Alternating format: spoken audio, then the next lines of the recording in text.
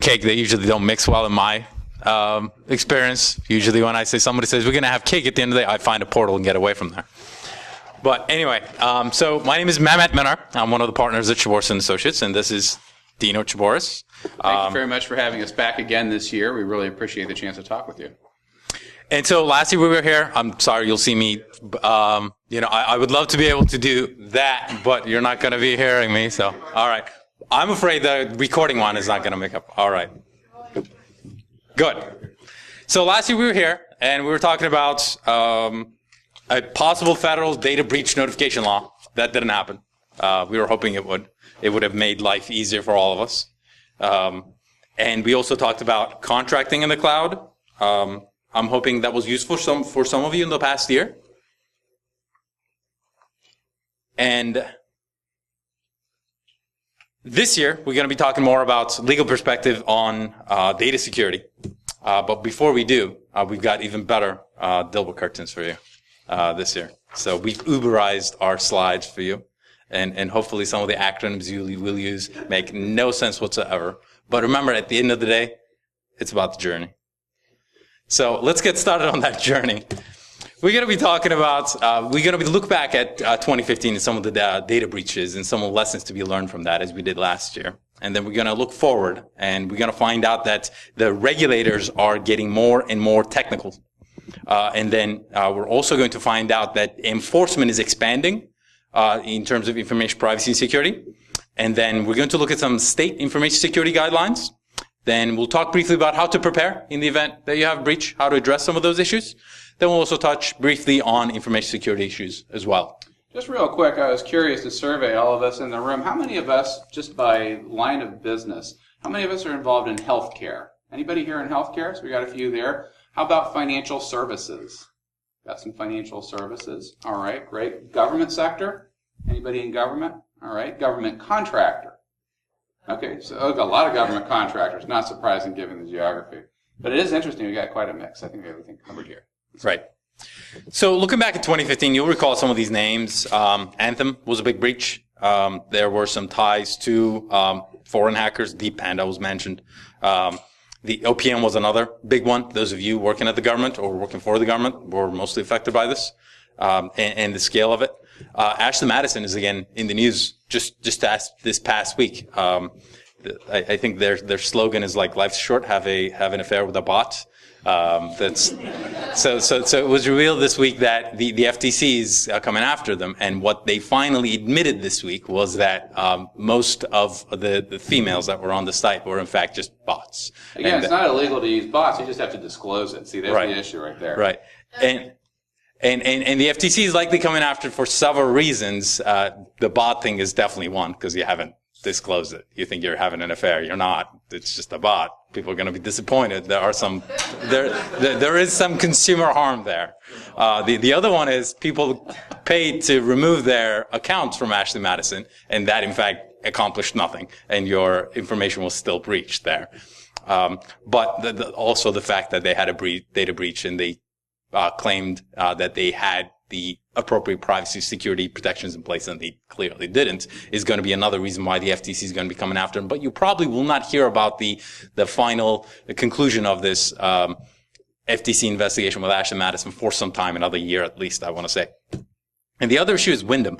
We talked about Wyndham in the past simply because they are the only company to have been investigated by the Federal Trade Commission and fought it in court. Fought it in the district level, then appealed it, and lost it in both cases, and then they finally settled it. So I think that we're hoping to say that, well, the Federal Trade Commission has to pass regulations before they can go about talking about and enforcing privacy security guidelines, and overruled this FTC enforcement action, but they were not successful. The FTC ended up winning in both cases, and what they ended up accomplishing is to make concrete FTC's authority to bring privacy and security enforcement actions in this area. And some of the other commonalities you will see in these enforcement actions relate to also the effect it has on the C-level, right? The director of OPM resigned, CIO resigned, Ashley Madison, CEO resigned. So there are definitely effects of data privacy and data security breaches on the C-suite, and it should be something that's discussed at a board level and prepared for at the board level, and that's why we have attorneys like ourselves come talk to you about this kind of stuff. It goes to show you that it's a corporate governance issue. It's not just an IT issue. It's not just a data issue. It's not left to the nerds of the computers anymore. Now it's affecting the people in the C-suite, such that it's corporate governance, which is very helpful because a lot of times when you're dealing with information security, there's a spend involved. You have internal resources. You may need to add people. You may need to hire contractors to round that out. It's really hard to get a budget authorization for something like that because it doesn't really make money until it affects the company and they're paying fines and you're seeing people at the board level having actions taken against them, especially if there's a failure to disclose or a business practice that they knew or should have known about. So we're slowly moving into an area where it's affecting more than just the people on the front lines that have to keep the Huns at the gate away. Yeah. Having said that, let's take a look at the expanding enforcement areas. He's going to be talking a little bit more about what the FCC and the SEC have been up to in these areas. Yeah, it's interesting because a lot of the clients that we work with are predominantly healthcare financial institutions governed by HHS and Office of Civil Rights, or Graham Leach Bliley, where you have the different bank regulators, or state regulators even. But what we're seeing now is all the other agencies are realizing a number of things. Number one is that there are issues they have to deal with in their particular area of jurisdiction. Then there's also an opportunity to become more important, if you know what I mean. Because at the end of the day, what good is a regulator if you're not regulating something? So because of that, we're seeing an increase in the other alphabet agencies getting involved with things. So let's take a look at the FCC, for example. There is a proposed broadband privacy regulation that is going to be possibly more restrictive than anything offered by the FTC. Recently, Verizon had an enforcement action against it that involved a $1.3 million fine for super cookies that were imposed on users that were not removed, and it would allow tracking of others in violation of the FCC's 2010 Open Internet Transparency Rule in Section 222 of the Communications Act. And it imposes a duty on carriers to protect their customers' proprietary information and use the information only for authorized purpose. It also expressly prohibits carriers that obtain proprietary information from other carriers to use the information using information for purposes other than what they disclosed. That's not a different fact pattern that you would find in anything else, right? You disclose what your practices are, you have to act consistently with it. But now we're dealing with mobile enforcement. But it's kind of interesting, right? This is a little bit late in the game because we've been having mobile devices and smartphones with cookies and tracking for quite some time now. This is one of the first enforcement actions saying that what we see in the online world for computers now applies to your mobile device, which makes perfect sense as the majority of people that are 25 and under are now accessing the internet by mobile devices, by phones, by iPads and whatnot. Additionally, beyond the FCC, we see regulation by the Securities and Exchange Commission. This is an interesting situation because the SEC has its own privacy rule, right? It has Regulation SP. And there's an enforcement action against a company called Artisys. And in the settlement order, the SEC found RT Jones Capital Equities Management, an investment advisor, willfully violating the safeguards rule from September 2009 through July 2013 because the firm stored unencrypted, sensitive, personally identifiable information of clients and others on its unencrypted third-party hosted web server. So the SEC takes its first step with this enforcement order. It took one just recently against Morgan Stanley.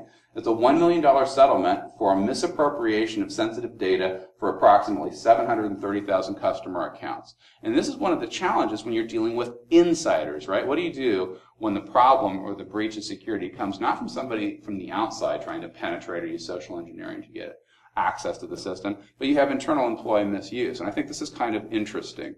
The SEC found that Morgan Stanley violated Regulation SP due to its failure to implement sufficient safeguards to protect customer information. So here, according to the SEC, Morgan Stanley lacked reasonably designed and operating authorization modules restricting employee access to only customer data that the employee had a legitimate business need to access. And that's something that's not particularly new. Access controls are very important, whether you're dealing with HR or financial accounts. A person that has access to customer information should only have access to that type of information within the scope of their authority. So a manager over a group of employees in one particular division that doesn't have any other management authority should not have the ability to see other employees that are managed by other people on their SAP system or on PeopleSoft or something like that. Well, the same thing applies in financial accounts for SEC broker-dealers. So here what happened is kind of an interesting fact pattern. They had a particular financial advisor with the firm who was able to access sensitive personally identifiable information relating to the customers of other financial advisors, not just his own, but other customers for other advisors, including full names, phone numbers, street addresses, account numbers, account balances, and securities holdings. But it gets better. After he accessed this information, he was then able to avoid their internal security controls, restricting copying of data onto removable devices like thumb drives and whatnot, by simply accessing his personal website, which was his own name, GalenMarsh.com, which had a feature that enabled him to transfer the information from his personal computer, from his work computer to his personal server through the web page, as opposed to a removable device. The information was then subsequently offered for sale on at least 3 sites in exchange for payment in speed coins, which is a digital currency. And the investigators believe that a third party probably hacked his server and copied the information that he had stored there, leading to the illicit postings. So we found the enemy is within. And I don't think that's an uncommon situation. What I find interesting is here's a guy who purposely got around the access controls you would normally expect, right? No thumb drives, no other types of storage media should be able to attach himself to the network. Here he just did it by using his own personal web page and uploading it that way. So controls are important. And so here you have the SEC moving into this particular area to give an example. And I think what's really interesting is that a lot of these agencies regulate by creating a rule and then entering into enforcement actions where they sue a company for violation of that rule and enter into a settlement. What'll be interesting is when they stop finding companies and start holding individuals responsible. I think that's when people will get their attention. But until that happens, I don't think we're quite there yet. I think those are 2 good examples of recent settlements. There is a current notice of proposed rulemaking that would allow, going back to mobile content for mobile providers, is a current proposed rule that would allow broadband providers to use and share customer data in order to provide broadband services, for example, to ensure that a communication is destined for a person that actually reaches that destination for other purposes. That would allow for broadband providers themselves to use customer information to market other related service subject to opt-out approval. So I think it's important to look not just at the existing regulations, but to understand that in areas such as broadband communications, mobile communications, the SEC, all the alphabet agencies are getting into this space, not just for privacy, which deals with policies, but also for security relating to controls, relating to the marrying of the two. So keep an eye out. There's going to be a lot of new regulation and a lot of new enforcement coming to a company near you. Right. One point I'd like to add with respect to this expanding enforcement in this area, Dino talked about access controls, and that's something on the top of mind for regulators for quite some time. And I want to say about a decade ago, if you had this kind of an access control issue where an employee shouldn't have accessed the information they were accessing or shouldn't have accessed the number of records that they were accessing, you would have had an enforcement action, but you probably would not have received a fine. But now the appetite of the regulators for this kind of behavior has changed. Not only are you going to have an enforcement action, you're also going to have pay a fine. $1 million for Morgan Stanley Smith Barney. Isn't it strange, by the way, how the name keeps on expanding, kind of like law firms, as they add, as they go under, add another one, as they go under, add another one. But anyway, so that's one thing that we'd like to note. The other part that Dino mentioned about broadband issues is not, unless you're working for an internet service provider of sorts or your Verizon's carriers, this is not something that directly affects you, but it affects us as consumers. This is the FCC stepping in there in the same role that the Federal Trade Commission used to and saying you need to have ground rules with respect to privacy. Here's what you can do with respect to individuals' information that they're collecting on a regular basis. The kind of behavior that they're trying to limit, I guess, is the kind of behavior that you see from Google and Facebook, where you provide them with their personal information, and in return you get ads. But at the same time, these are companies that are providing us with services, and we're paying for them, unlike Google and Facebook that may be free. And now they want to insert more ad-based, more analytics-based services and expand their services. Go ahead.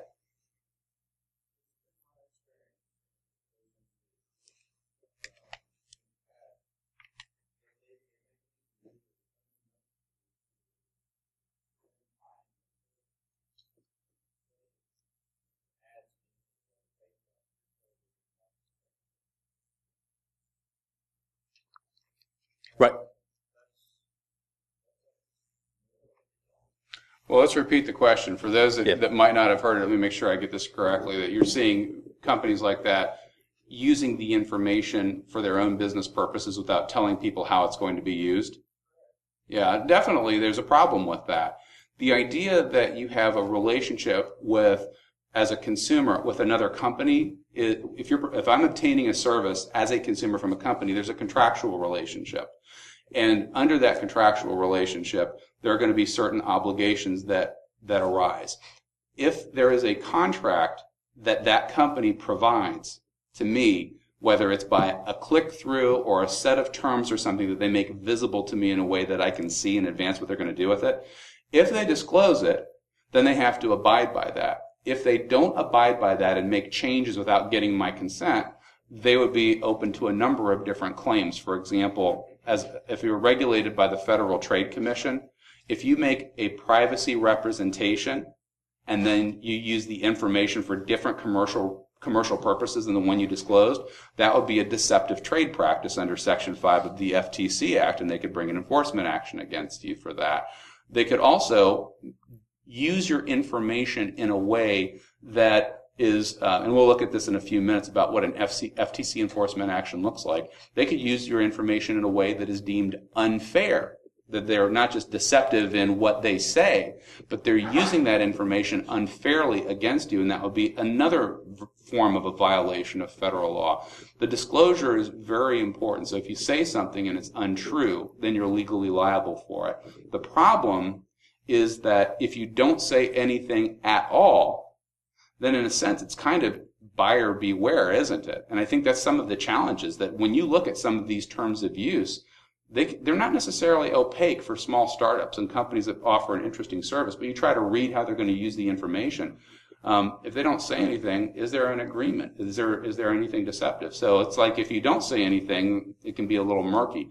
But I think what these cases stand for is that if you make promises that you will only use information for the disclosed purposes and you use them for a different purpose than the one you disclosed, you would be legally liable and you could pay a civil money penalty.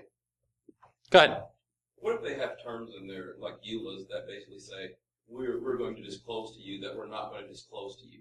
Things like these terms may change at any time, and you're not even, you know what I mean? Those type of things. Right, right. The EULA. Yeah. It goes here, and then at the bottom it says, we hold the right to make changes to these terms without notifying the user within blah, blah, blah. So they're basically disclosing to you that they're not going to disclose to you. I think there are several avenues of recourse for a consumer with respect to an issue that you're describing like that. There's at least one case law in Texas that holds that kind of a provision in a terms of use, wherein you say that I will revise this agreement whenever I feel like it is against public policy and cannot be enforced. So that's going to be the first issue that you're going to run into, and you're going to have class action attorneys that are going to be finding a kind of harm, as you would in this Verizon case that we talk about, wherein Verizon inserts changes the HTTPS headers, creates super cookies that cannot be modified or deleted by the consumer, right? So there's that recourse from a class action perspective. The other issue that you're going to run into is even when you disclose everything that you're supposed to and you hide it away in a EULA or terms of use or a privacy policy, doesn't necessarily make it enforceable. And the FTC had an enforcement action against Sears where you could install an Internet Explorer add-on and it literally tracked everything that you did on your computer, including SSL encrypted communications. And it was scraping away users, usernames, passwords, email addresses, social security numbers, whatever you answered. It was basically a keylogger.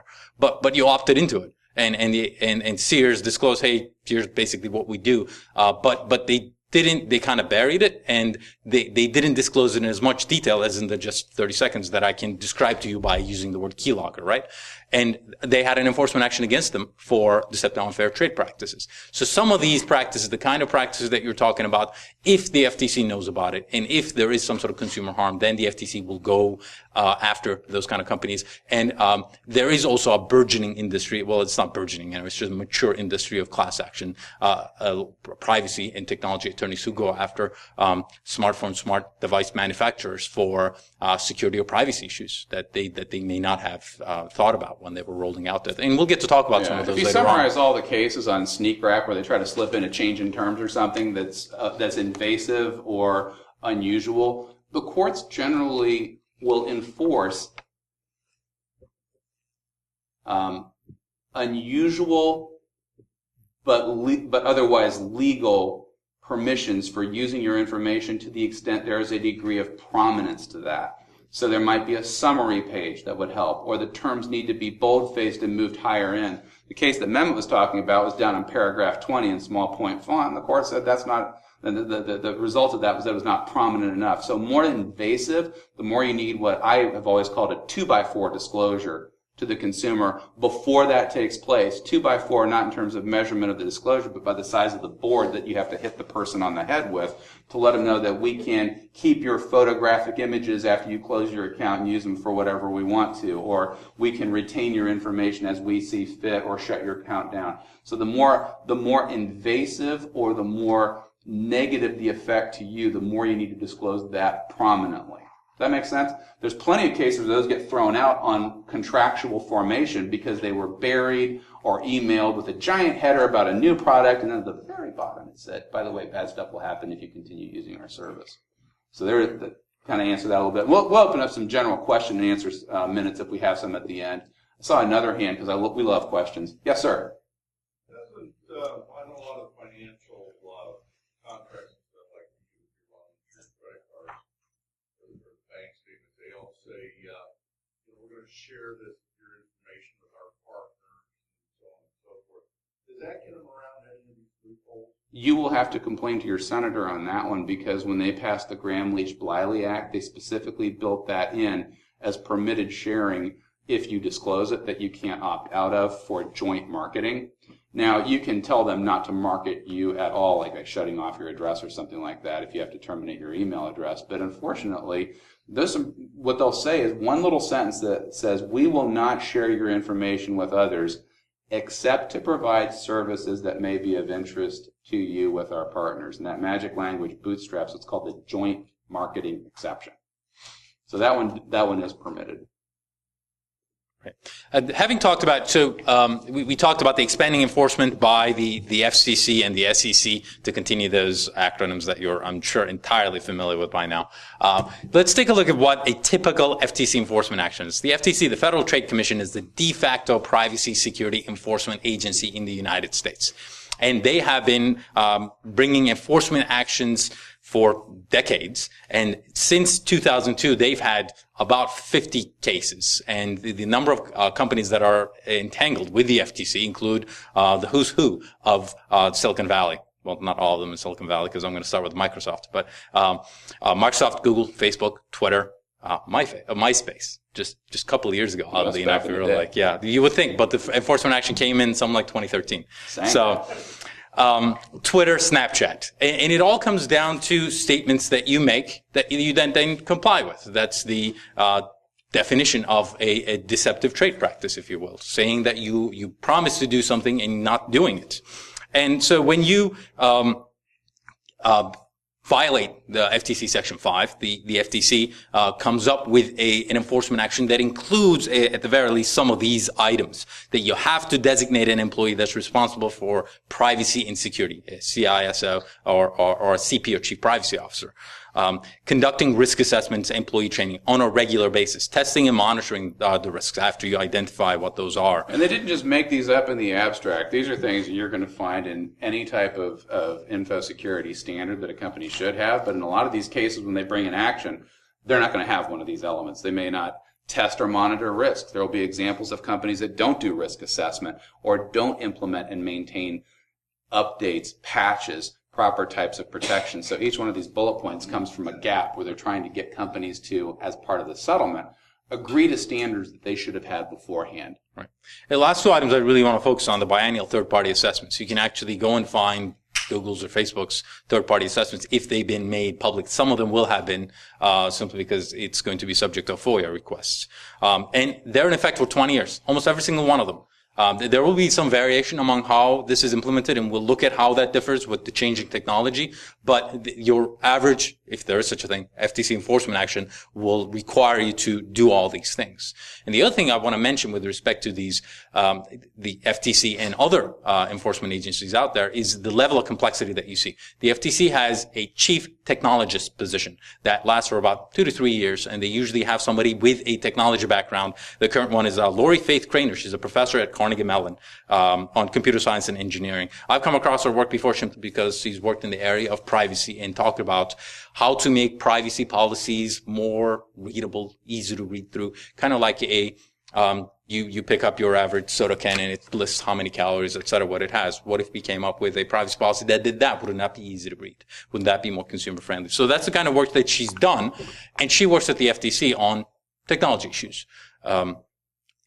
So let's take a look at one example. So having Uberized the presentation of these enforcement actions about ACES, as in Pegasus, as if they're not ASUS, as in Dr. Seuss. I'm sure you're all familiar with that ASUS is the 4th largest manufacturer of PCs in the world, and this particular enforcement action concerns their wireless routers. And so they've sold about almost 918 of these since March of 2014 to 2016. And they have made some particular statements about their routers, your secure space. Would that lead you to believe it's secure? Yeah. Okay, let's take a vote. Hands up. Okay. Private personal cloud for selective file sharing. These words will come into Does that make you feel like it would be private and selective, that you could choose who sees it? Yeah, beautiful distinction in a second or two when we start talking more about it. And then indefinite storage and increased privacy. Indefinite, wow. Lawyers like it when our clients say things like forever. Always. The most complete accessible secure cloud platform. So I think I know what happened here. So somebody, a marketing manager of sorts at ASUS said, "Hey, can we just cloud wash our router? I don't know what a cloud is, and I don't know what our router does, but can we just cloud wash it?" So yeah, it reminds me of my IBM days when IBM, when they acquire new companies, it's called blue washing. You blue wash the company and you make it more IBM-like. But so that's the term that the IBMers use, so the company that's been acquired. But I think the experience on the other side is more aptly named blue boarding as opposed to waterboarding. So I think these companies, they may have thought, hey, it's cloud, it's secure, it'll sell well. Well, the difficulty was that they had authentication bypass vulnerabilities, password disclosure vulnerabilities, cross-site request forgery vulnerabilities. The FTC, this is I think one of the crucial parts of it. You enabled FTP, and it just was open to everybody without any authentication whatsoever. But wait, that means you're selecting all. That's a selection. Right. And that's one, and that's why we hire attorneys to defend ourselves, you see. And they were notified of the vulnerabilities in June 2013, and they issued a firmware in February 2014. Let's count that: July, August, September, October, November. That's Thanksgiving, December, Christmas, and other holidays. January, New Year's. Okay, February. So one of the bigger issues here is that they designed a product and they designed it wrong. You may have heard the words privacy by design and security by design. We've been talking about them for at least half a decade now. And now you have the CEO of Apple talking about privacy by design because it's made its way up to the C-suite, at least in companies that care about it. But in others, it hasn't quite made its way up there yet. And this is the FTC stepping in and saying, when you designed this product, you did not have privacy and security in mind, and it caused consumer harm. At least one individual had everything about them wiped from their local storage. I mean, I didn't go into too much detail about what the router did, but imagine some of the latest high-end routers that you'll see in the market that has a USB in, and you can stick a USB router or your external storage hard drive or whatever else. And it just wasn't built securely, and people lost their socks on this. And they weren't happy because think about all the items that you store. Credit reports, your IDs, whatever else that you need refer to at home. We've created so many, both Dino and I have Unix RAID devices at our basement where we store all that stuff so we can access it. And if it wasn't built securely, we'd lose everything. I wouldn't be happy. So that's why the FTC kind of steps in and saying, when you're designing it, you designed it wrong. Dino and I are both car guys. Think about like this. You get into an automatic car, and in order to start the car, the transmission must be on park or neutral, and you must be able to turn the switch. If the transmission is on reverse or drive, the car shouldn't start. You shouldn't be able to start it because that's the wrong position. And that's what we mean by privacy and security by design. It has to be from the get-go built privately and securely so that the consumer who shouldn't have to know how to code its or hack its router or install another firmware on it doesn't have to deal with it because they're not sophisticated enough. Which, as you can see, is something that you can't deal with from frontline efforts. There has to be product design mentality. There has to be a product owner for something like that. So it has to be part of the design. One of the challenges a lot of companies are dealing with is let's grow this thing. They don't even care about profits, right? For smaller companies, they want to grow this thing, they want to leverage, they want to scale, and then they want to sell.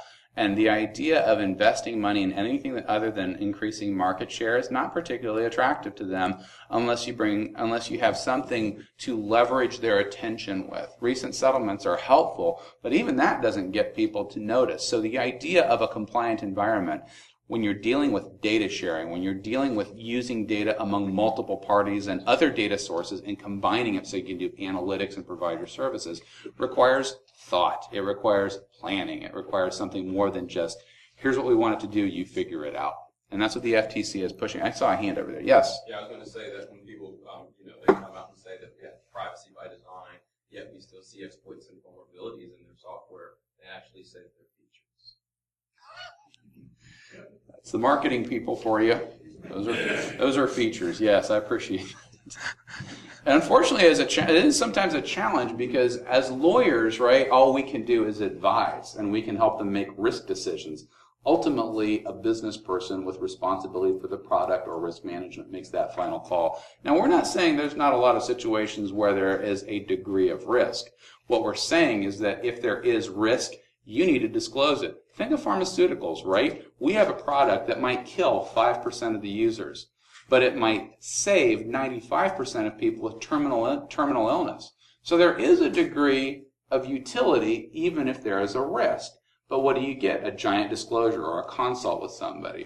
So the point is simply disclose what you're going to do. I love your questions because you're nailing, all you guys are in this field, so you understand some of the pressures that we're talking about. But when it comes to ultimately making the decision, I think one thing we want to be careful about, which I'll talk more about later when we get to the nuts and bolts of what to do, is that you understand at the end of the day it is a risk decision. So if there is a risk involved, what we counsel our clients to do is disclose, because these are features that had not been disclosed. In fact, quite the opposite. They've been told that things are going to be fine when in fact they were not.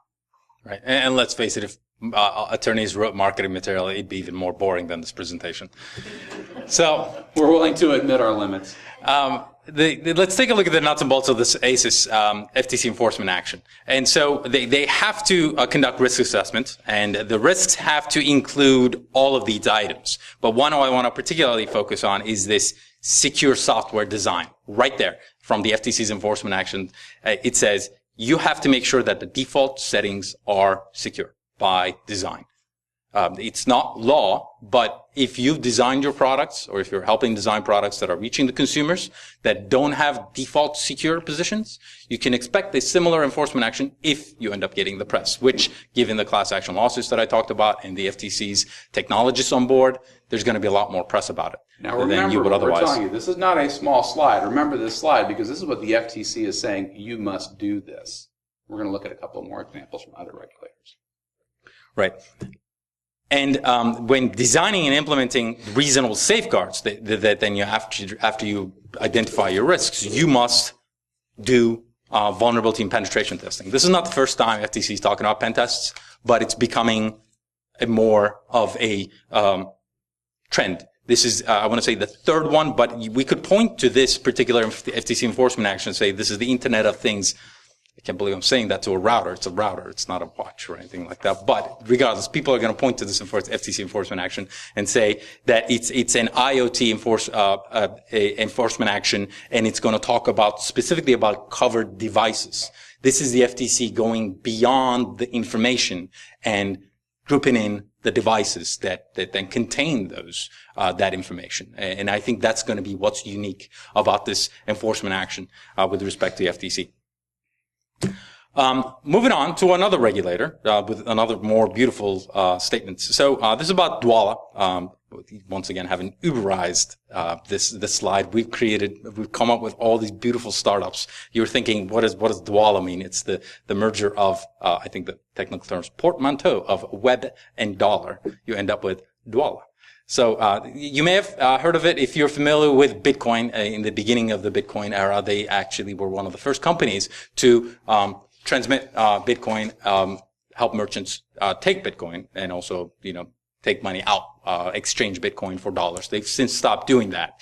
But that's not what this enforcement action is about. It's also important to realize that, Dwolla is not very huge. They have about 650,000 users, and they process about $5 million a day. Compare that to something like PayPal, which does about $315 million a day. And you see the scope. They're a smaller company that we're dealing with. But they ran into a problem with the CFPB, the Consumer Financial Protection Bureau, that came to be with the Dodd-Frank Act that I'm sure all of you are perfectly familiar by now.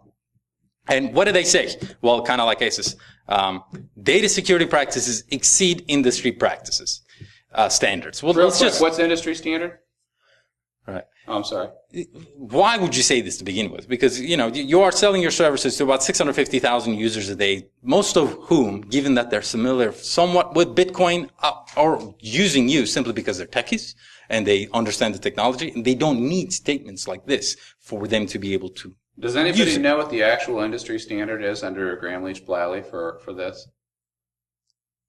Commensurate to the size and complexity of the institution. It's a flexible standard. There's not a main standard. A credit union in a small farm town is going to have different requirements than a large national bank in New York City. Think about that. Because if they were to mandate a certain level, it would be out of date as soon as there was something that exceeded that. So there is a flexibility. So how do you get best in a category where there is no winner? Right. And we talked about this from a contracting perspective last year, too, when we were talking about it. Putting something like that is like, your security standards must exceed industry standards. How do I go about even complying with that? Or you must meet industry standards. Why don't you just tell me what you really want, and then we'll agree to that, right? That's the better approach in my mind. But surpass industry security standards. Same thing, once again. You should never be making statements like that out in public, even on YouTube. So that's going to be public too. But anyway, sets a new standard, precedent for the industry, for safety and security. Somebody at Dwolla really had an act. They said, okay, the only way this is going to sell is if we say it's secure.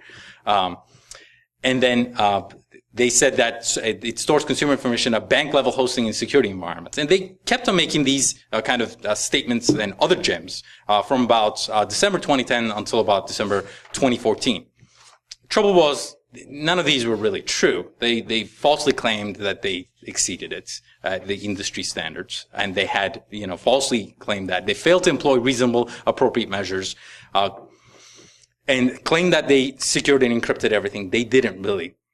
One of the details that I want to talk about here is that, once again, they're a small company, but they're trying in that they have a first risk assessment mid-2014. So they've started out in 2009. It's 5 years into being in existence.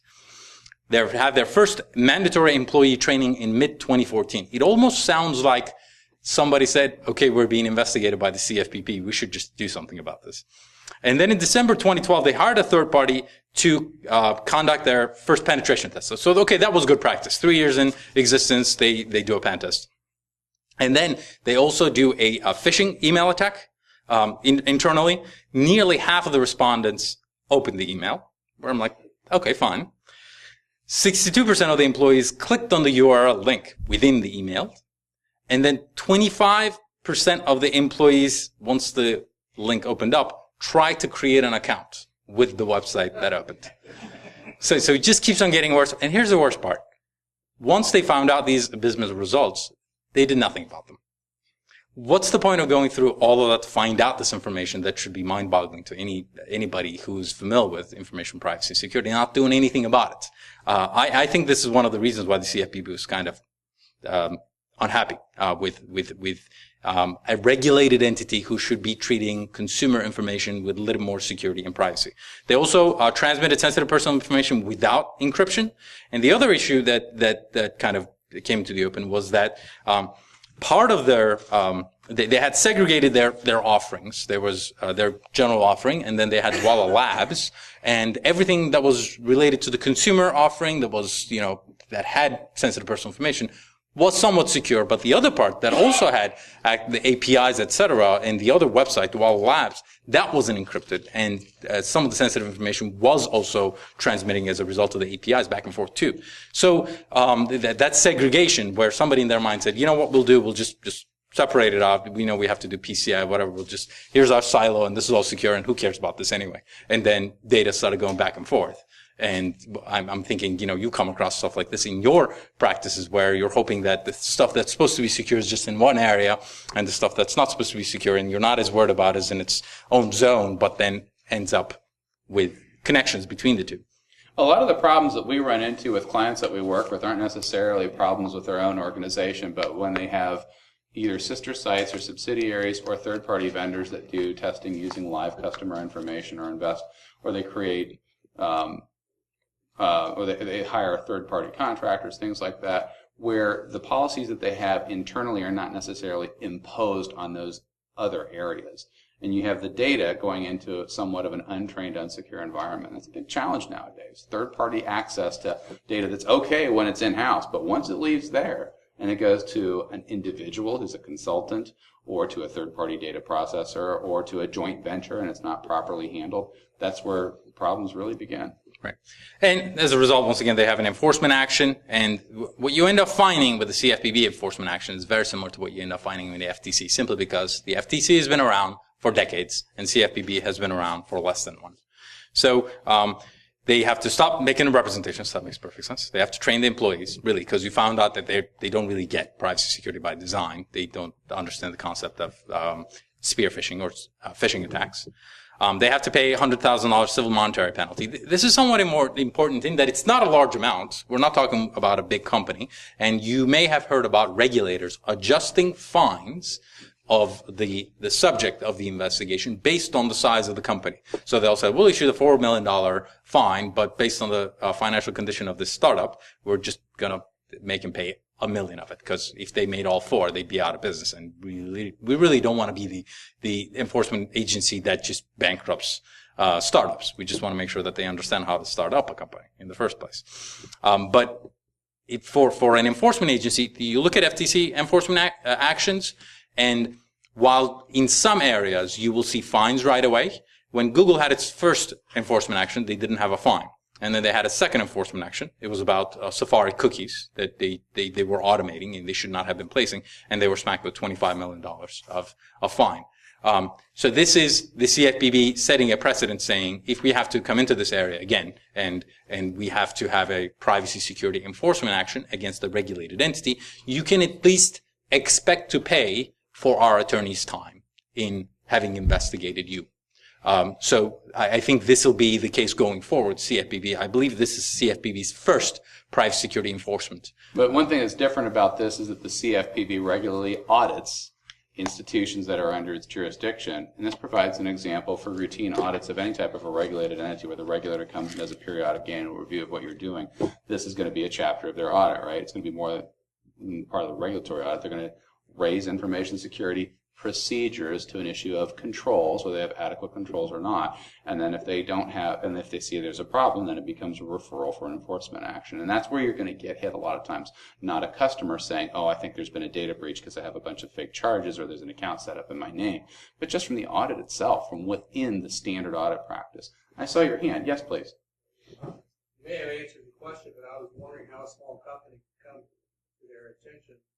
Surely they don't have the resources to audit at this level every one of the institutions that come under their. No, there are some where they have unique jurisdictions. So, for example, not just typically for banks, it's based on asset size and above, right? The size of the bank. It's usually for larger banks, but there are companies that are either regulated by them because they're a substantial provider, they're a service provider to banks, or types of industries like student loan servicers, things like that. So there's subcategories of organizations where they are regulated by the CFPB by the type of regulation, like maybe only the CFPB has authority over it, or it's a referral from a state auditor or somebody else auditing them, or the type of business that they do. So even though they may not be a true bank, they might be a collection agency, they might be a student lender, things like that. So there's other areas of jurisdiction. This does provide an example, though, for FDIC enforcement, for National Credit Union Association to enforce against credit unions. So it again is a standard template. We really don't see a lot of difference here among the agencies. There's a bit of a harmonization of what they're doing. The challenge is when you see there's absolutely nothing done in particular areas, and there is a lot of pressure from some organizations, again, fast-moving startups that are well-funded, to grow as quickly as you can. And if they don't have adequate management in this area, which does happen, the point here is that even smaller companies might be subject to both audit and then eventually fines. Right. And go back to the point I made earlier about the technologists, et cetera. I do not believe that CFPB has got a technologist on board, but what they do have is referrals. The FTC and the CFPB and other regulators will have referrals from the general public about things that are going wrong in the marketplace. If I'm not mistaken, Google's second enforcement action, the Safari cookie, would not have been easily found unless a security or technology researcher went in there and notified the FTC about the goings on. And I believe this may have been one of those scenarios. But at the same time, even though they are small, they do work with as an agent of an Iowa bank to be able to provide the financial services that they do. So they have some solid connections to other larger entities in the marketplace. Like I represent student lenders and debt collection agencies that are subject to CFPB audit. So could a competitor have turned them in? That would be awfully hard for a competitor to get that level of information without getting trade secrets, because that deals with the organizational structure of the company. I'd have to find out about that. I don't know the source of the referral on that. But it kind of gives us, the next point I want to make kind of ties into this, is that there was no data breach. So Dwolla wasn't breached in any shape or form, unlike ACES where people lost their files and you could easily access whatever was stored in the USB or the FTP portions of the router. That wasn't the case with Dwolla. It's just their security procedures lacked, and they should have done more. And you are seeing more and more of this with at HIPAA as well. We're going to touch on a little bit of that as well, but I think this enforcement action is important from those perspectives that you get a fine. It's the first private security enforcement action. They are somewhat sophisticated, and you don't necessarily have to have specific harm to the consumers for them to institute an enforcement action against the company. HIPAA being the next issue is in these cases, you usually have some sort of harm, in that both of these cases arose when the entities had to notify the Office of Civil Rights of the Health and Human Services of a breach they had involving more than 500 individuals. You may be aware already that HIPAA high-tech regulations require you to notify the regulator, OCR in this case, of a data breach that occurs if it includes more than 500 people at the time it happens. If it's less than 500 people, you notify them at the end of the year along with your other breaches, if you will. And in both cases, the OCR went and audited these companies, looked at their policies and procedures. And in the first one, with respect to Feinstein Institute, They were rather large. They had 21 hospitals, 450 patients, and they had filed a breach report in 2012, and it was the beginning of this year when these fines came out. So you can almost think about 3.5 years of time that it takes between a breach happening, a regulator going in there and start auditing, and then enforcement action coming out and becoming public. What ended up happening in this case, in the first one, was the laptop containing protected health information of 13,000 patients was lost. It included names, dates of birth, social security numbers, your average breach that I'm assuming that you're been subject to in your past experience. And what they what OCR found out was that despite Feinstein's size, the number of hospitals, et cetera, that they were working with, they had very limited security management processes, and it was limited, incomplete, and insufficient in scope. And they lacked the policies and procedures to govern the receipt and removal of laptops. So if that laptop, you don't really govern what's really on it, and it's not encrypted, then, and it's lost, and you violated 5-6 years ago, you may not have had an enforcement action. Now you're going to have an enforcement action, and you're going to pay some massive fines of $3.9 million. A North Memorial Hospital also happened with respect to the following breach report that the hospital filed with the HHS, and that was in 2011, September of 2011, and that included 9,497 individuals. What they found out was that the breach included a business associate of North Memorial Healthcare, and the business associate had access to a lot more information than they should have, and there wasn't a business associate agreement with this company. They had access to 289,000 patients' information without having a business associate agreement in place. That is a big problem. If you have a small company that accesses one or two individuals without having a business associate agreement, a regulator may choose to overlook that. But when it's close to 300,000 patients' information that a business associate is accessing, you should ensure that there is an agreement in place, and you should ensure that they have the appropriate privacy security procedures in place for the security of that information. And as a result of that, they ended up having to pay a fine of $1.5 million. One of the other things that's coming out lately is, I'm sure you've heard of the security reports or the breach reports that come out regularly. Verizon is one entity that, releases annual reports on how breaches have happened and what the sources are, et cetera, that I think somewhat informative. But this is one example of the California Attorney General, Kamala Harris's team, who's released a data breach report. It covers the years of 2012 to 2015.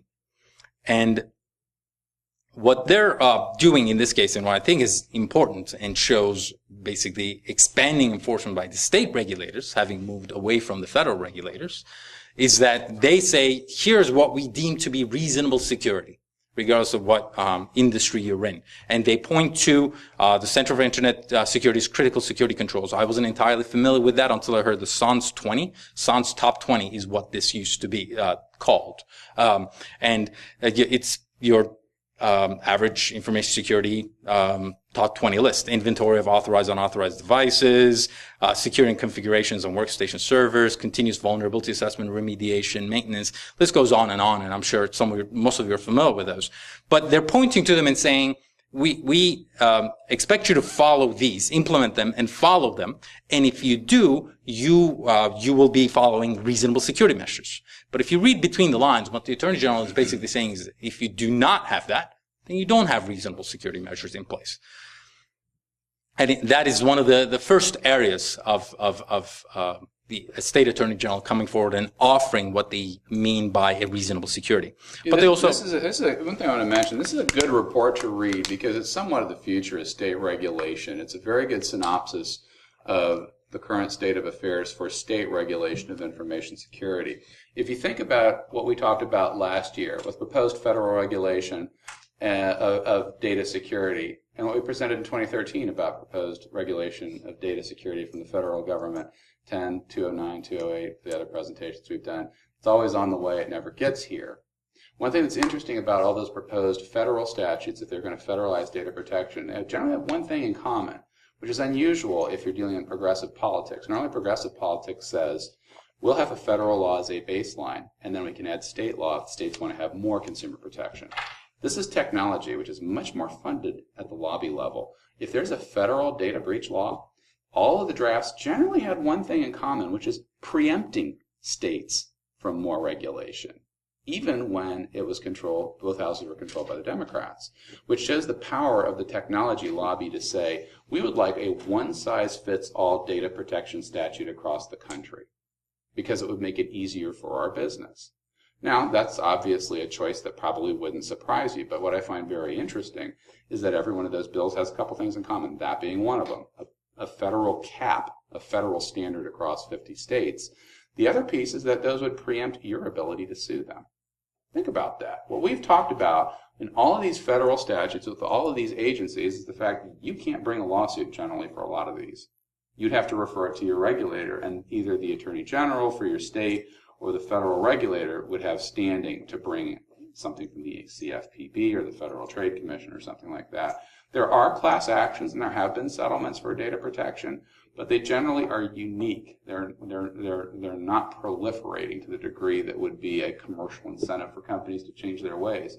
So what you see here with state laws is, especially with California, there's a large technology base there. So they have taken the approach of regulating as much as they can in collaboration with business interests to articulate what the rules should be so that the state can enforce its own privacy in addition to whatever federal law requires.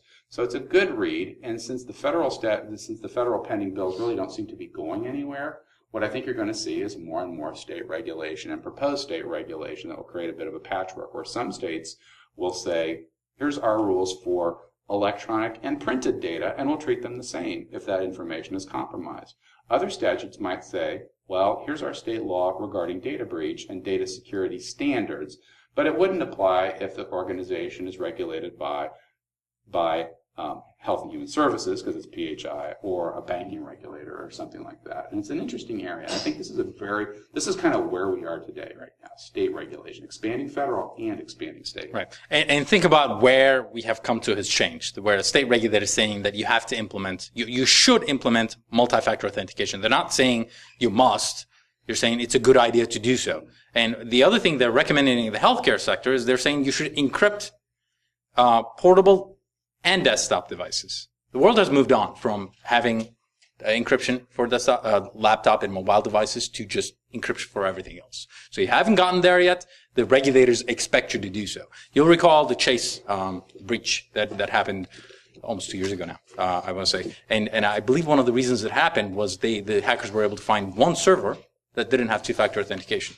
And it may have been the only server within Chase that didn't have a two-factor authentication, but that allowed the stolen credentials to be used and Chase to be hacked. So, world is moving on to multi-factor authentication. And it's also a good idea for consumer. I'm sure, you having the security background that you do, you already have that, but hey, we do two-factor authentication. We do encrypted everything. So, but luckily we're a small law firm. I mean, we have that liberty. So what do you do?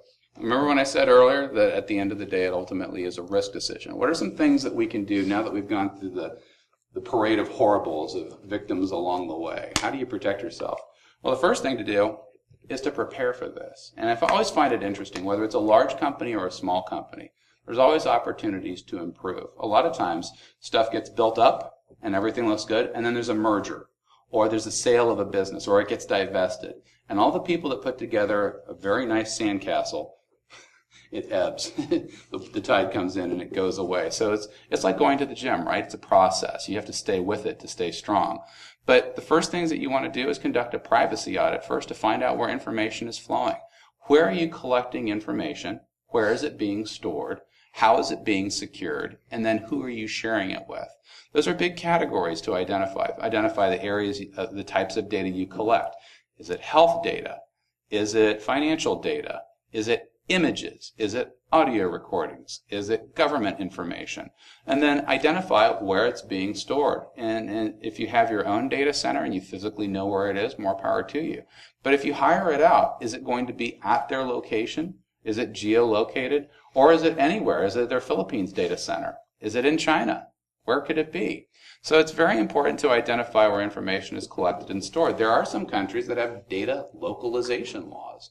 So if you collect information about people that live in their particular jurisdiction, be it Russia or British Columbia or something like that, certain businesses must keep a copy of that information stored locally or limit access to that. So location, even though the internet allows everybody to see everything everywhere, there are some rules, and geography still applies in a number of cases.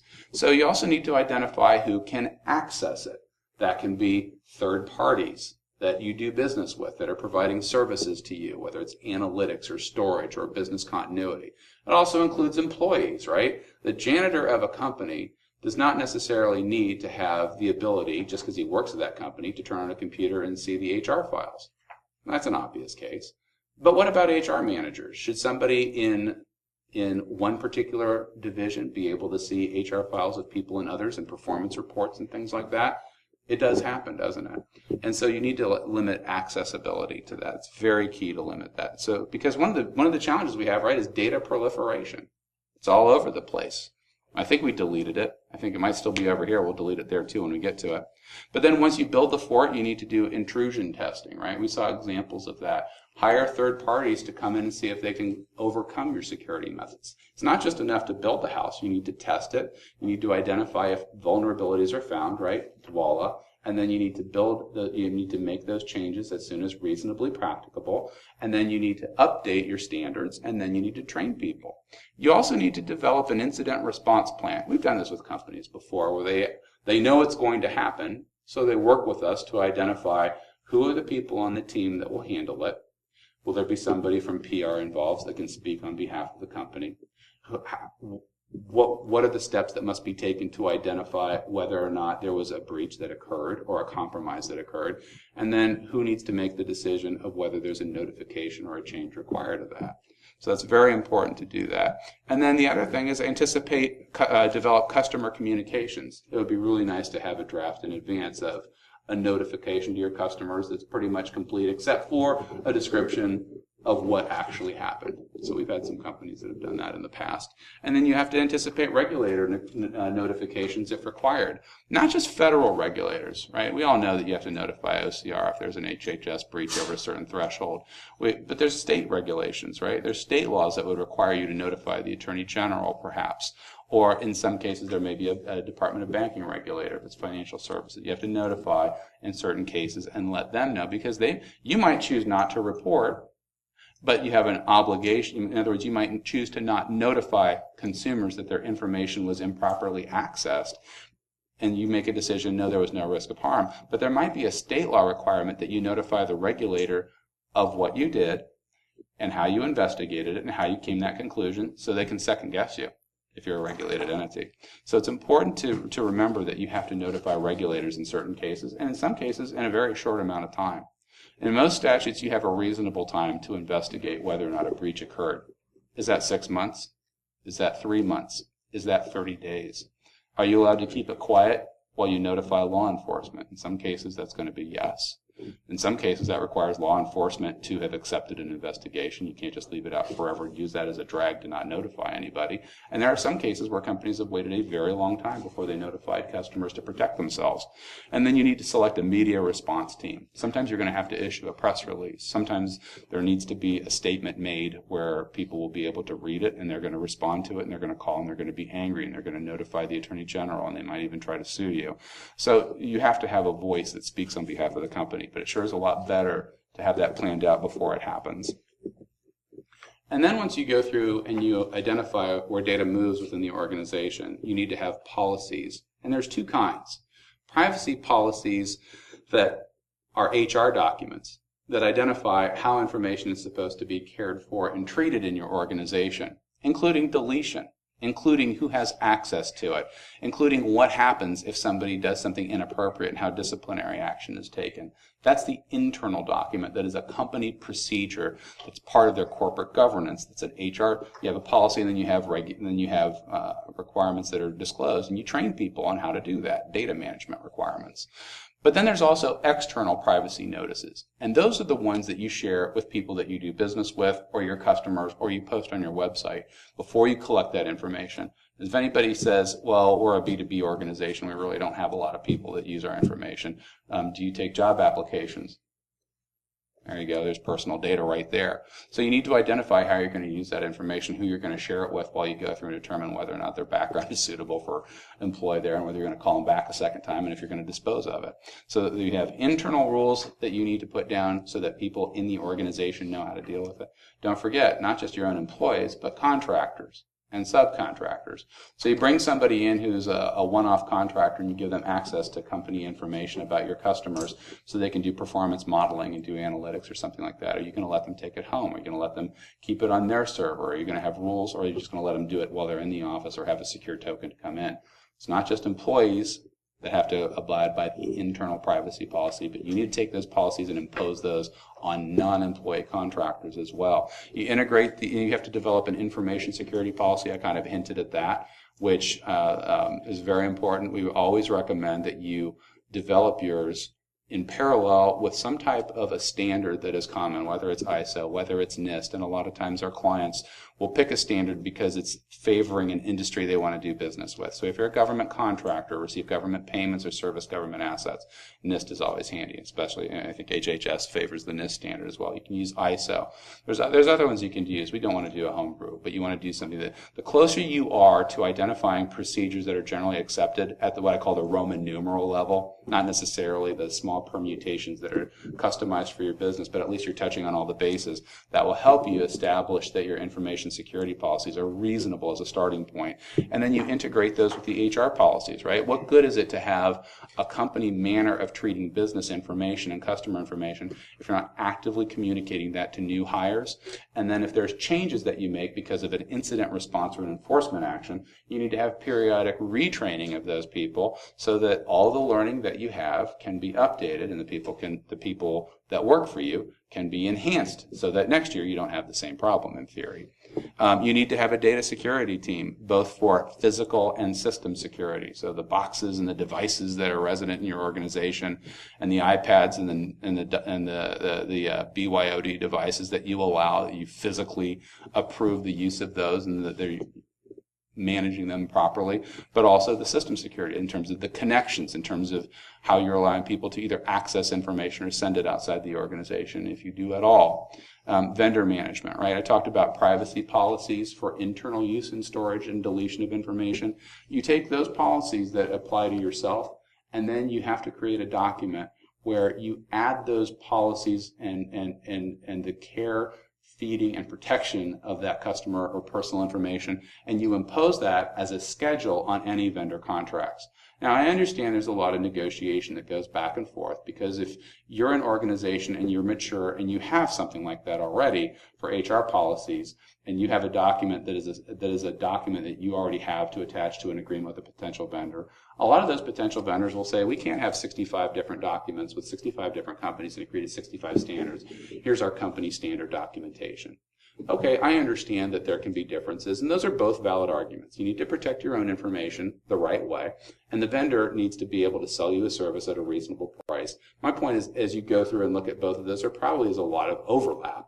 There will be a lot of things that you need to do a gap analysis. Is there something in that contract that would say that because we require 25 steps for our information, they're only covering 18. If there's a gap of 7 things that they're not doing for your data that you really feel are important, then you have to make a decision. Is it worth it? Or are there other ways to get that type of protection? What happens, for example, if the vendor gives you all the promises that you want and agrees to take your document as its guide for protection and data security and data policy, but then in their contract it says we limit our liability for breach of this agreement to a refund of the 3 prior months' fees paid?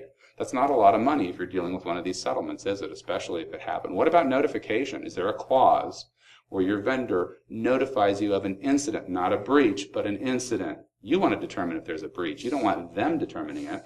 Plus, if you're a vendor, I want to get that information. If it's a 0-day vulnerability, okay, that's a cost of business. And if you're hacked and you have to notify the company that you're doing data processing for, okay, it's part of it.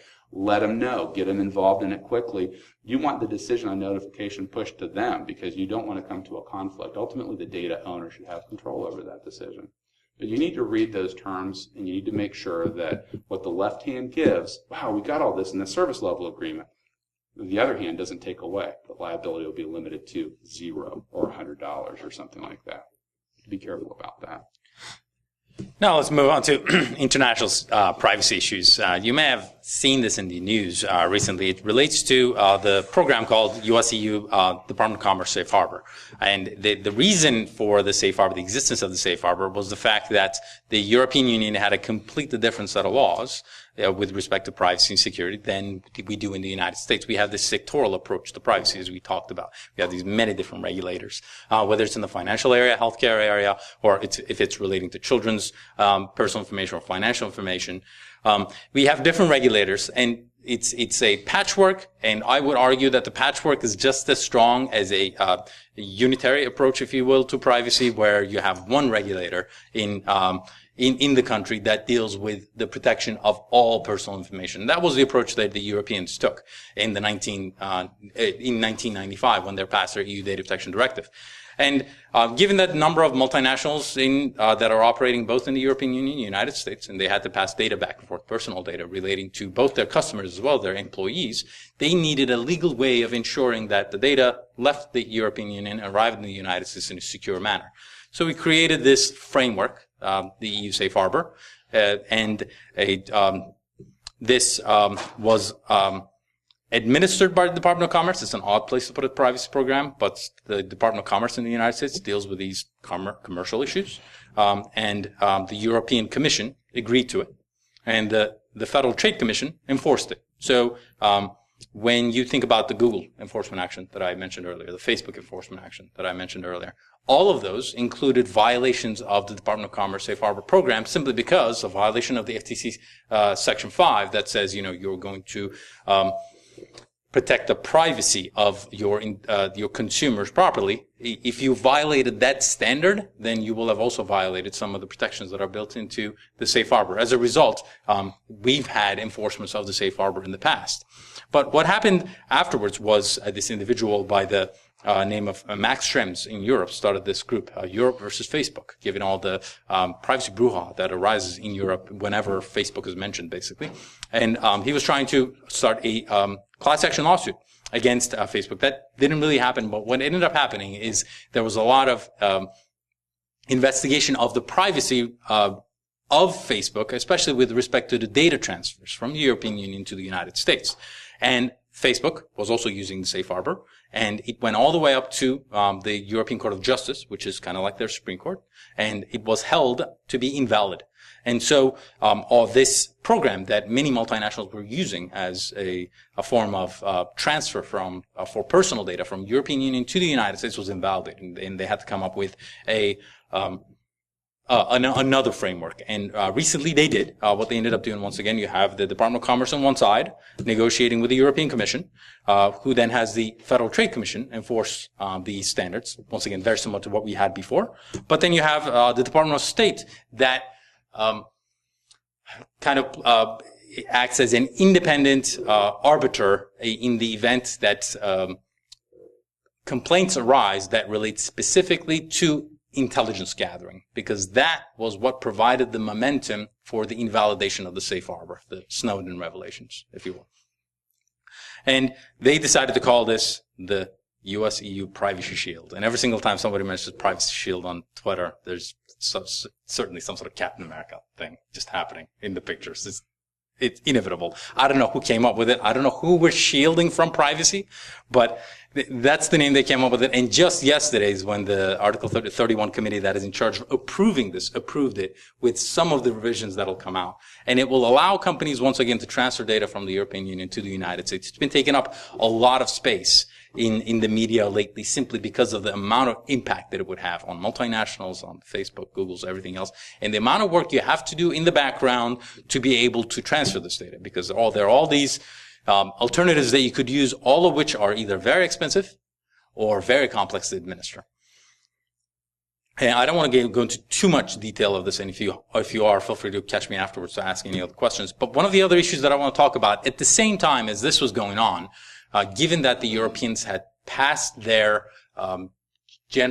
privacy laws back in 1995, it was time to update it, and they had been working for years to update it, and they finally finalized it around December and published it in May 25, and it will go into effect in 2 years' time.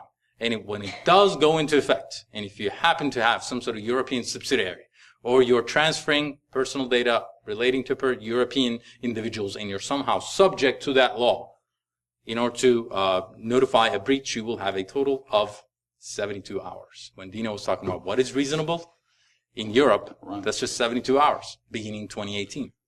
Yeah, one of the challenges that they didn't like is the privacy statement said we won't share information, but then they would give information to the national security agencies. And the idea would be that that's beyond the scope of a permissible sharing regardless of your disclosure. One thing that's a little bit different is that to pass this, Congress, although people think that Congress isn't getting anything done, they got one thing done pretty quickly, which is the Judicial Redress Act. And that gives jurisdiction to EU citizens to sue for violations of this, for improper sharing. They don't really get anything more than what we have. If they believe that somehow their rights have been violated, they get to go to the Department of State. The Department of State goes and works with the intelligence apparatus in the United States, and they get glow marks saying, we looked at your data. We're not saying we have it, or we don't. But if we had it, and if there was a violation, we addressed it. And if we didn't have a violation, and if we didn't have your data, we didn't do anything about it. So now go away. So now go away. That's the kind of response that they get. But that's no different than if you went to the NSA and said, can I have my data, please? Under a FOIA request, and they would say to you, we can neither confirm nor deny that we have your data, but if we did, it'd be confidential, and we would be able to give it to you. Which, just for comparison, is that the European agencies can do that to their own citizens with impunity. They already do it to their own.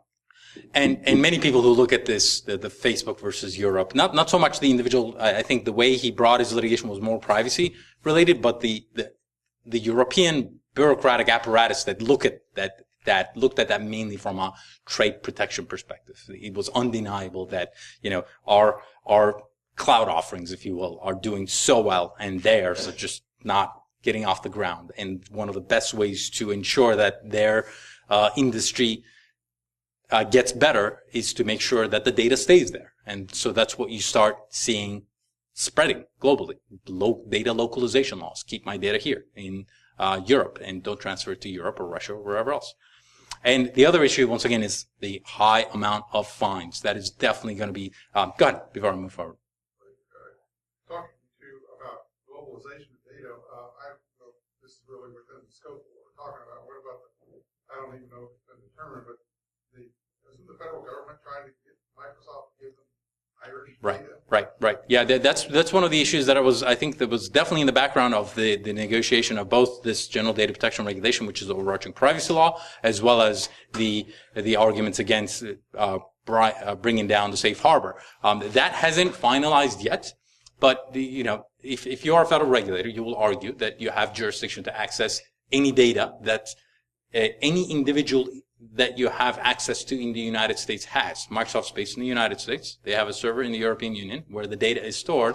Microsoft should have control over that data in Ireland to access the email.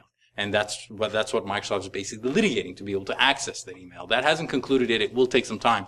But the tech industry is most definitely behind trying to revise the Computer Fraud and Abuse Act of CFFA that tends to get abused all the time, how that allows individuals to have access to data, and how information can be accessed abroad. They want certainty around these rules, but unfortunately, if you are in the business of collecting this information, as the government is, for good or bad, you're going to want to access that information. That likely will not be resolved for some time, and the difficulty that we're going to be having from now until eternity is how to get certainty around. That's not going to come about because we haven't resolved the underlying issues with respect to government access to personal information.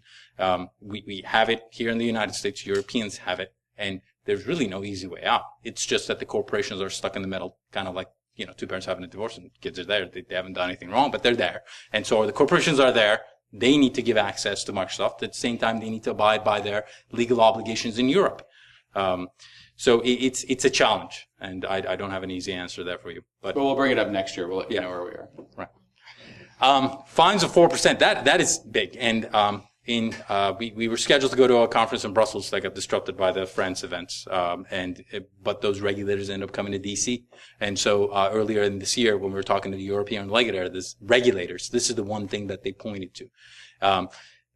They were talking about a Google executive who was talking about what keeps you awake at night, and his response was a European regulator with the ability to fine the way the American regulators do. And I think what he was specifically talking about was the Google's fine of $25 million that a European regulator at this time cannot really sanction against, right? But when this law goes into effect in 2016, 4% annual turnover, you're a $100 billion company. Imagine a fine of $4 billion for a privacy regulation. It's unheard of. You will probably see more of it, probably not $4 billion, but you will see American-style fines coming out of the European Union and grabbing headlines. So, we've gone through most of this, so I don't want to repeat it. But having talked about all these risks, it's always good to prepare and have tabletop exercises, especially with respect to breaches, because it's not something that you're going to be ready for when it happens if you haven't prepared for it in advance. And if you, I will leave you with this. I think this relates to somebody who asks you to email something to them when you've already emailed them 3 times, and the surprise is if they find it, not whether you've actually sent it to them. But so if you'd like to get a copy of this presentation, let us know, and we'll send you a surprise. We'll airdrop it to you. All right. Well, thanks so much. Thank you very much. We have time for questions if you'd like to come up afterwards. We want to stay up on time, so I'm not sure where we are otherwise. So if there's to keep on track, we'd be happy to talk afterwards. Yeah, about 5 minutes if you like. Do we have time? Well, if that's the case, we'd be open for questions if you'd like to ask some now. Oh, these aren't, by the way, this isn't legal advice. But it sure might sound like it. Good. I'm a little confused about what is driving the privacy effort. We have a definition of personal information in various state laws. But I noticed that the Federal Commerce Commission is involved in this. And it made me wonder if some of those federal regulations, commerce is required in order for the law to be violated. So, for example, if Facebook starts out with no profit, it's just a voluntary sharing of information. Is commerce involved, and would it have been regulated without the state privacy laws? There's a lot of commerce that occurs without profit. The idea of a commerce clause analysis generally requires it's interstate commerce, and almost everybody is doing interstate commerce by way of sending emails, posting stuff, and intentionally interacting with people over state lines. So it's pretty easy to become federally regulated. I mean, right now, Uber has not made a profit, but it's still regulated, right, by the FTC. So you can have plenty of incredibly highly valued companies that have no profit, but they're still interstate commerce. And the states, there's 2 things that attract regulators. Number one, a sense of worth, bringing value by enforcing this regulation because I'm doing something good. At a minimum, to justify my budget request for next year for more staff and more enforcement because I found some bad companies that were doing bad things. The other is if you're an elected official, like an attorney general, it's a noticeable thing where you're protecting people against breaches of their data and bringing in recoveries. And a lot of people do refer data breaches to their attorney general and stuff happens. They do bring recovery. So the states have a huge space to regulate transactions where they're either within the state or they involve amounts that are so small that the federal regulators don't really have time or resources to go after it, and there's not enough to pay a class action lawyer to represent the class. So they do fill a valid need. There are companies that aren't paying enough attention to it and aren't responding quickly enough. So I'm not debating pro or con. It just is what it is. But it's definitely something that a government agency can do that seems openly beneficial to the people that are voting for them, and do benefit them as well. This goes back to the jurisdiction of the Federal Trade Commission, if you will. So every single regulator's got a jurisdiction that is determined by statute to a certain extent. And you can read the Federal Trade Commission's jurisdiction, and it extends to those entities that are in commerce, primarily. But then, that's also been litigated to a certain extent. There is one case, the FTC versus American Dental Association, ADA, and ADA was a nonprofit, but it was held in court, and FTC argued that it was working for the profit of its members, and as a result, it could be brought under jurisdiction of the FTC. So even though the Federal Trade Commission we think about as regulating commerce, competition to a certain extent, its jurisdiction is expansive. The Attorney General's jurisdiction is not necessarily created by statute. To my understanding, they don't have to regulate commerce. They can take actions against harm. Period. Very similar to the FTC's jurisdiction. States have many FTCs that prohibit deceptive practices or unfair practices, and they can define unfair in a number of different ways themselves. Like in the state of Ohio, you can't collect attorney fees on consumer contracts, but that's because of a Supreme Court case. You'd really have to look hard to find where that is. But if you had an electronic contract that had that language in it, and it was an Ohio customer, and they had that in the contract, it would be a violation of the state's Consumer Protection Act. You definitely answered the commerce side of the question. Still struggling with the privacy piece and wondering. I don't know that privacy is a guarantee of the U.S. Constitution, but it's a certain state constitution. It made me wonder if that was behind some of the resistance to federal law. No, very little. I would argue the constitutional analysis is unnecessary with respect to the privacy laws, simply because the Constitution does very little with respect to your interaction with private individuals, and this is what we're talking about mainly, right?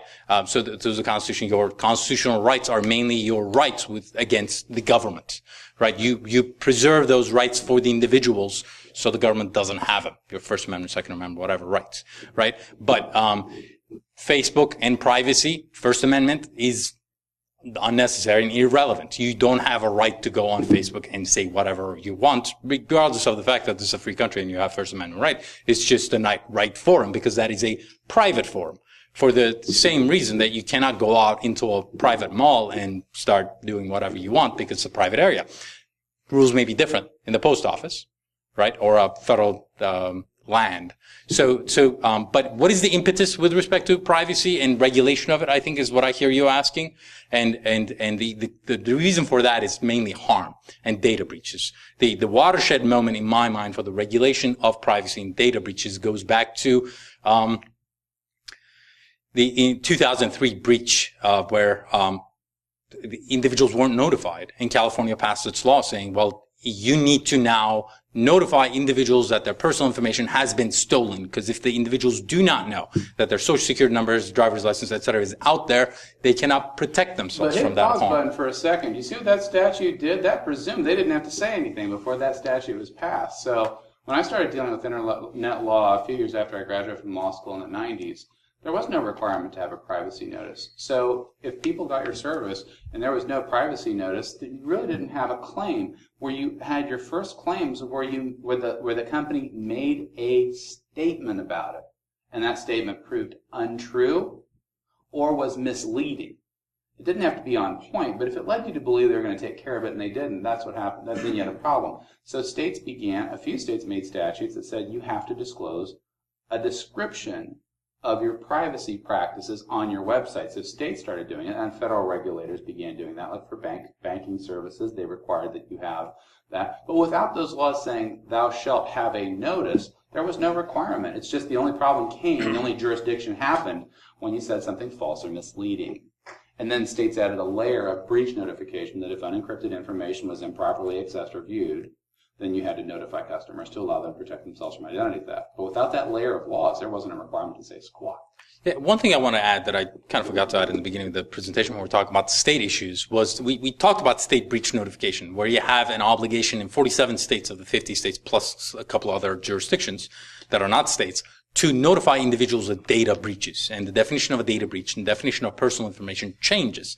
But what we also happening in the last few years, ever since Massachusetts passed its data security law, is that states are creating an obligation to make sure that the individuals that are collecting, the companies that are collecting personal information and the agencies that are collecting personal information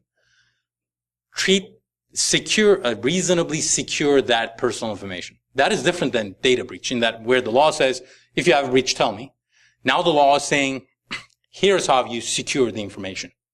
And Illinois just revised this law to say that specifically. Have reasonable security policies, procedures in place to secure the data. So we see our laws changing from regulating the harm to also doing stuff to prevent the harm in the first place. Go ahead. Yeah. I just want to tell you some takeaways, plus my question was kind of towards his. One takeaway is that risk assessments give you calories, and the second takeaway is that apparently Dwolla's 256 line feed carriage return cipher isn't secure, so I got to go back to the drawing board. Also, my biggest one is that whole European-U.S. union. It started making me think about companies like Amazon, Etsy, and eBay, who are already involved in commerce, and how will that actually mess with what they're already doing I thought was working. But it seems like that'll give them another bit of regulation that they're going to send out to their people. Right. Don't know. Well, which one of those? You gave us a few topics to cover. The latest one. The latest one that's in legislation right now. Oh, about that, yeah. The privacy shield? Yeah. Yeah, this is affecting a lot of multinationals. It's affecting the Googles, Facebooks of the world. It's affecting Amazon, probably not Amazon Web Services, though AWS, if you're using it for that purpose, you probably not, simply because Amazon will argue we don't really access personal information when you're using AWS. When they're selling stuff, when I think about the law that this change in law affects, I don't mainly think about Amazon, but I think about Facebook, simply because that's where the litigation started. Where are your data centers? How are you going to try to put them together where you can work out the most analytics so you can serve the most ads and make most money? And if you're unable to bring that personal data here, then you have to do everything there. And that changes your IT structure completely. And that's basically what data localization laws are doing, is where until about this law passed, where most multinationals would have liked to centralize all their IT infrastructure in one location or multiple locations in one jurisdiction. Now there is an urge to separate it out so that you can comply with these laws. And one example I can give you is Microsoft recently announced, around the same time as when the Privacy Shield came out and the safe harbor was struck down, that they were going to create a new data center in Germany that they were going to own, but that they were not going to administer. Deutsche Telekom, who's a German company, was going to administer it for them so that they would not be subject to the kind of subpoenas that Microsoft's subject to with respect to Irish the email solutions. But the problem always is, given living in the global world that we're living in, Deutsche Telekom owns most, if not all, of Verizon. So I'm not going to serve a subpoena to Deutsche Telekom in Germany. I'm going to serve it to them here in the U.S. Wouldn't the BAA get around that? I'm sorry? A business associate agreement from Microsoft to the equivalent of standard contractual clauses. That would just get around all that. Yes, I mean, I think Microsoft's got a little bit. They are thinking about this a little bit more sophisticated manner than I'm explaining it. So maybe there is more to it than that. But in terms of trends that we're looking at, we're seeing a lot more data localization as a result of laws like this. If you really want to get down in the weeds, there are 3 ways you can transfer information: standard contractual clauses, binding corporate rules, or the safe harbor. And the easiest was using the safe harbor, where you do due diligence, make representations, do a filing, and bake it into your contracts. What happened after that, after the safe harbor was stricken down because of NSA access to data beyond what EU law would allow, everybody immediately jumped into standard contractual clauses, which are kind of like EU privacy BAAs. You take the law, you bake it into the agreement. The problem is that they're subject to the same challenges and the same problems that the safe harbor was under. So the idea would be we need to start with a fresh slate, and so the EU is withholding its judgment and withholding enforcement pending the outcome Right. of the shield. So the shield, in essence, would be Safe Harbor 2.0. The idea being that it would give additional redress to EU citizens that would still allow, by giving them increased disclosure, increased redress, the same problem for Safe Harbor would have applied to PAAs. So we needed this to get a degree of certainty approved by the EU Commission. Yeah, the underlying issue is, once again, government access to personal information that the Europeans don't like. So that's why you told us next year, same that time, same that channel. Right. Yeah. Good questions. We really appreciate it. Harold, thank you. Yeah, thank you very much for appreciate your it. time. Thanks for letting us be here today.